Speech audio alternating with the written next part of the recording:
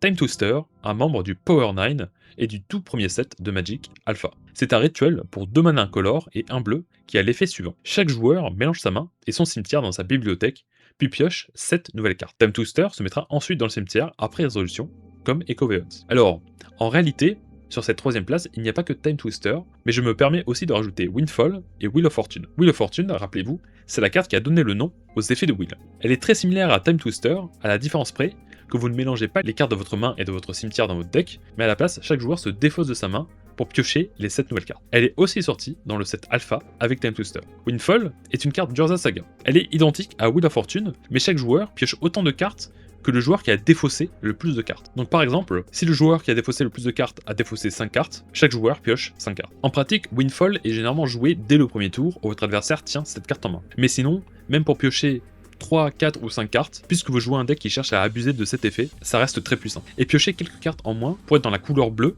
la rend possiblement meilleure que Wheel of Fortune, juste parce qu'il n'y a pas besoin de splasher de rouge, une couleur qu'on veut probablement pas jouer en dehors de Wheel of Fortune. Tous ces effets sont abusables de la même façon, et c'est donc pour cette raison que je les regroupe tous dans la même position dans cette liste. Tous ces effets de Wheel sont utilisés de la même façon que Memory Jar ou Echo Veils, mais le fait de coûter seulement 3 mana pour avoir accès à cet effet, sans aucune condition, les rend absurdes. L'effet de Wheel similaire le plus proche qui existe et qui est jouable en Legacy est Days Undoing, et il termine immédiatement le tour à sa résolution, ce qui est quand même une grosse restriction, car si on cherche à piocher des cartes, c'est généralement pour les jouer avant son adversaire. Toutes ces cartes sont bannies dans tous les formats compétitifs et restreints en un seul exemplaire en Vintage.